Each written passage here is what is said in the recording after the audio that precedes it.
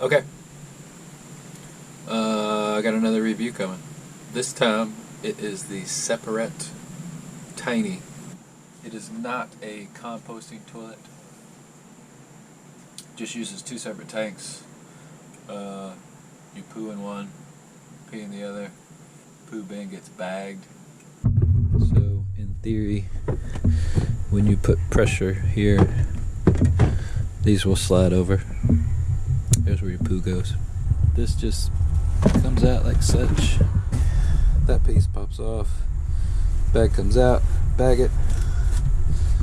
Dump it responsibly. Shows you how to sit down. The urine tank, when this is full, it has an extremely bright red light. It lights the whole van up red. And then you know it's time to empty your tank. You can probably go once or twice more if you're living on the edge. Anyway, when it does, you take this off, put it on there, take this off, put it on there, and you lift this out. The good is, it's pretty. It's a real simple, clean design. But unfortunately, most of what they've engineered here is pathetic. It just doesn't work well. It's not a cost savings thing. It just wasn't thought through. So sometimes I can slap that and get them to release. If that's not the case, then you get to take your finger where you poo. I reach way back here because you will get, sorry to say, a little poo on there. And you have to do that. Nobody wants to do that. Not on a $1,000 toilet. I'm not lying, you all. You would just have to, just pull on this thing. I would pull up and out to try and get something to release up there. When you open this, I did read this on some other reviews, it has a catch in the back. It's this right here. Piece of plastic sits on this metal rounded tab, and it catches very, very well to where when you go to push this back down, it sounds like you're gonna break it.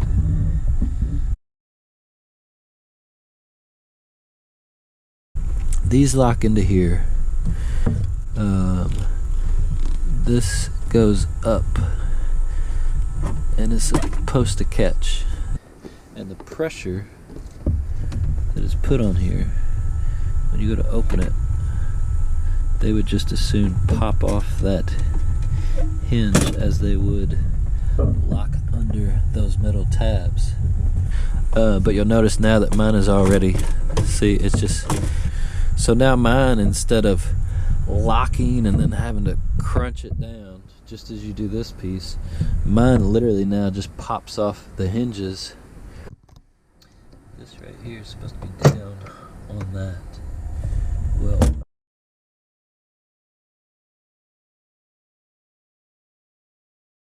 problem being, if you don't realize it's doing that, then you get a gap.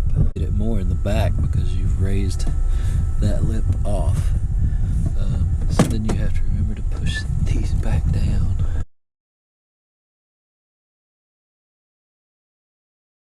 That's how it's supposed to sit. And the way you know is because these gaps here are both the same.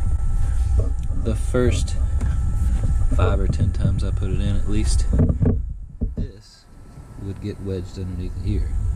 I didn't know any better. I thought it just dropped in like it's supposed to.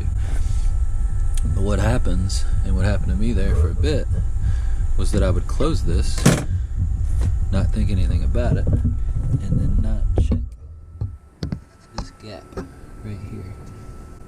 There'd be a gap there. So the van was a little extra smelly.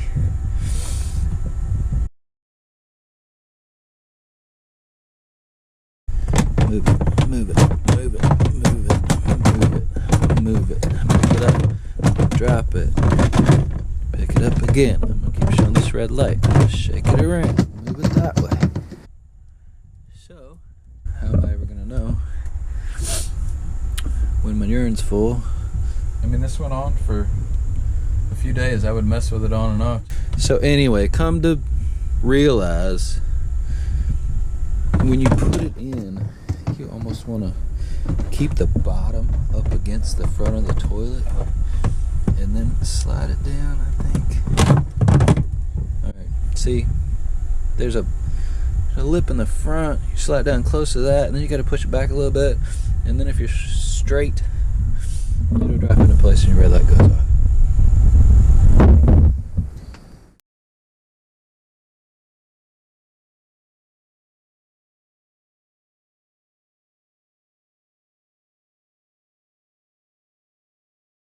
That's not only are you charging a premium price, you're not engineering it well in any respect whatsoever. It's not even a cost savings thing. If it was a cost saving thing, I'd give you a little bit of credit. Then, right after all that, you call to find out why your $1,000 toilet is a piece of shit, and they don't have any answers for you. I saw the recommendation on another YouTuber's channel, said it was the best toilet ever or whatever. That's the problem with these sorts of things, myself included, right? I mean, I go out and research as much as I can. I feel like I, do a pretty good job. This, I should have done more. And if you need some more proof, this thing went from, I believe, $1,100 is about what I paid for it, and now I think it's $650 on Amazon. After going back and forth with them with no fixes, contacted them when I saw the price on Amazon and said I wanted at least a partial refund. Sure enough, I did get it. I would not recommend this toilet, and I don't know, just based on my experience, I don't know that I would recommend the brand at all.